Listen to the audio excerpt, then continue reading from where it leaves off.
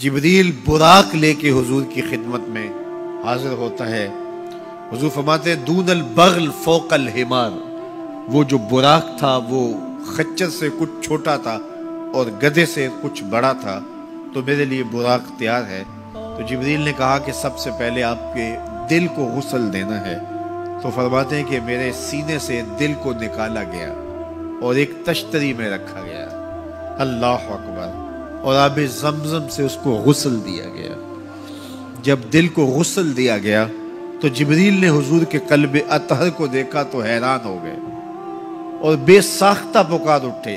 علامہ بدر الدین عینی نے شرح صحیح بخاری کے اندر لکھا ہے کہ جو ہی قلب مصطفیٰ جبریل نے دیکھا تو بے ساختہ پکار اٹھے کہ قلب سدید فیہ عینان تبصران و اذنان تسمان، واہ واہ کیسا دل ہے جس میں دو آنکھیں ہیں دیکھتی ہیں، دو کان ہیں جو سنتے ہیں۔ ایسا دل کائنات میں پہلے کسی نے نہیں دیکھا، نہ کسی کا ہوا ہے، جس میں آنکھیں بھی ہوں، جس میں کان بھی ہوں۔ جو قصیدہ پڑھا جاتا ہے مصطفیٰ جان رحمت پہ لاکھوں سلام، اس پورے قصیدہ سلامیہ کے اندر حضور کے ایک ایک عضو کی تعریف کی گئی ہے۔ کبھی ہونٹوں کا ذکر کرتے ہیں، پتلی پتلی گلے قدس کی پتیاں، ان لبوں کی نزاکت پہ لاکھوں سلام۔ کبھی ہاتھوں کا ذکر کرتے ہیں، ہاتھ جس سمت اٹھ گئے غنی کر دیا، بحر موج سماحت پہ لاکھوں سلام۔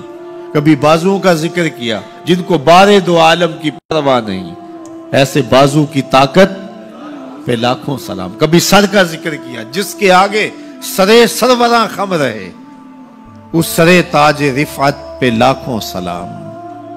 کبھی حضور کی مبارک بینی کا ذکر کیا، کبھی آنکھوں کا تذکرہ کیا، کبھی حضور علیہ السلام کی مبارک زلفوں کا ذکر کیا، ایک ایک عضو کا ذکر کیا۔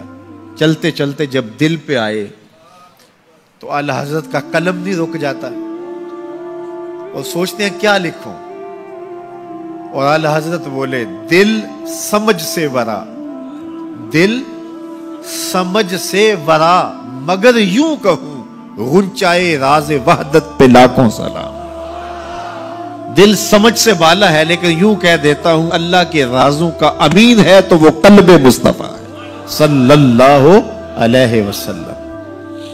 تو حضور علیہ السلام کا مبارک قلب اطہر جب نکالا گیا تو جبریل نے کہا قلب وقی فیہ عینان تبصران و اذنان تسمان، واہ واہ کیسا دل ہے جس میں دو آنکھیں ہیں جو دیکھتی ہیں، دو کان ہیں جو سنتے ہیں۔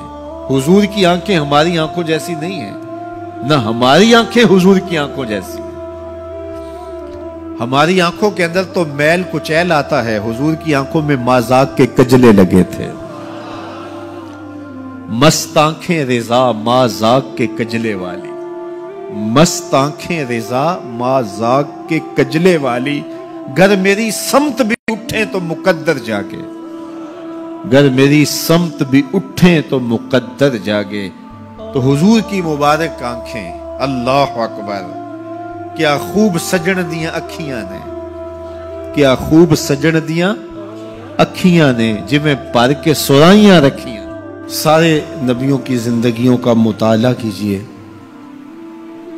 ان کو سخت سے سخت، کٹھن سے کٹھن حالات کا مقابلہ کرنا پڑا اور حالات کی سختیاں انہوں نے گوارا کی، لیکن اٹھنے والے قدم پیچھے نہیں ہٹے، وہ آگے ہی بڑھتے چلے گئے اور عظیمتوں کے سفر طے کرتے گئے۔ سب سے زیادہ مشکل اور کٹھن حالات میرے اور آپ کے آقا و مولا حضور نبی رحمت صلی اللہ علیہ وآلہ وسلم کو ملے اور حالات کا جبر حضور کو سہنا پڑا، تلخیاں گوارا کرنی پڑی۔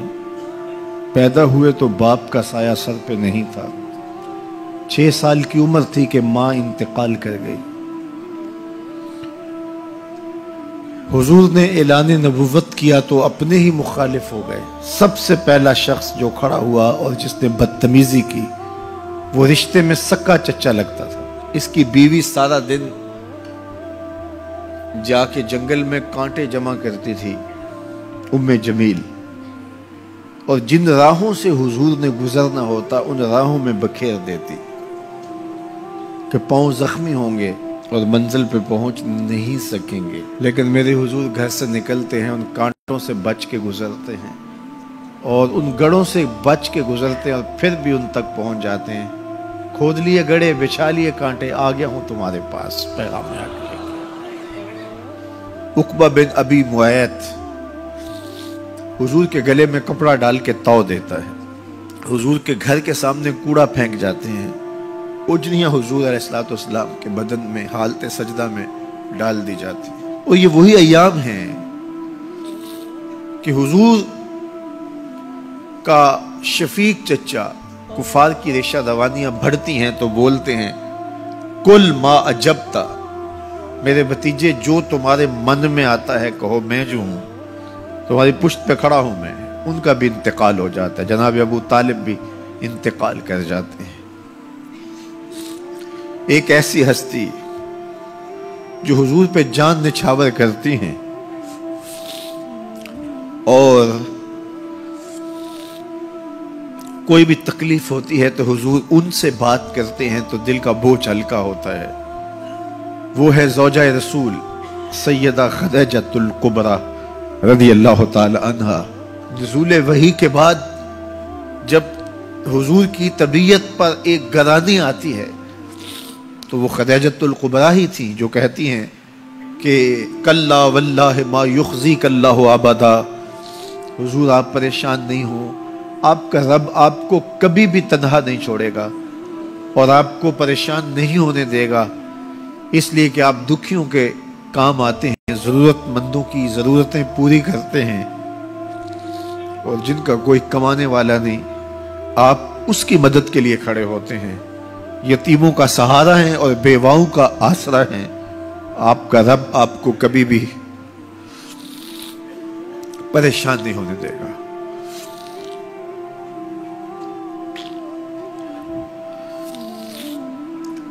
سیدہ خدیجہ الکبریٰ کا بھی انتقال ہو جاتا ہے، جو ہر مشکل وقت میں ڈھارس بندھاتی تھی،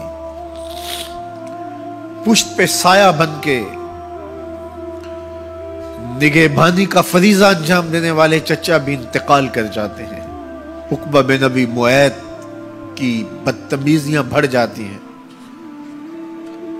راہوں میں کانٹے بچھتے چلے جاتے ہیں، گڑھے کھودے چلے جاتے ہیں، ادھر حضور کے غلاموں کو پکڑ کے چوراہوں میں لٹا کر کے کوڑے مارے جاتے ہیں، چکیاں پسوائی جاتی ہیں، حضور گزرتے ہیں تو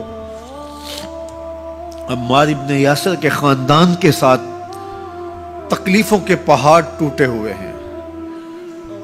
حضرت سمیہ رضی اللہ تعالی عنہ جو حضرت عمار ابن یاسر کی والدہ ہیں، ان کو مکے کے ایک چوک کے اندر ابو جہل نیزہ مار کے شہید کرتا ہے، حضرت یاسر شہید کر دیے گئے، بلال حبشی چکی پیستے ہیں اور بدن میں ان کے میخیں ٹھوکی جاتی ہیں۔ عجیب عالم ہے، اپنے بھی مخالف سکا چچا راستہ روک کے کھڑے ہو جاتا ہے، اوجریاں پھینکی جاتی ہیں، کانٹے بکھیرے جاتے ہیں۔ طائف گئے تو ان کا رویہ اتنا شرمناک اور اتنا دردناک تھا کہ اس کی تلخیاں بھولتی نہیں ہیں۔ اللہ کے محبوب ایک دن حرم میں آئے اور وہیں ام ہانی کے گھر جو حرم کے بالکل قریب تھا رک گئے۔ فرماتے آنا بین النوم والیقظہ، میں نہ تو ابھی سویا تھا نہ ابھی جاگ رہا تھا، میری درمیانی کیفیت تھی۔ تو فرماتے ہیں کہ میں اپنی چچا زاد بہن ام ہانی کے گھر میں تھا کہ جبریل براق لے کے آ گئے اور آ کے سندیسہ دیتے ہیں ان اللہ اشتاق الی لقائک یا رسول اللہ، محبوب زمانے کے دکھوں نے آپ کو گھیر لیا ہے اور تکلیفیں حد سے تجاوز کر گئی ہیں۔ رب کہتا ذرا آؤ نہ میں رخ سے نقاب اٹھاؤں اور آپ کو جلوہ کرا کے سارے غم غلط کر دوں اور سارے دکھ دور کر دوں۔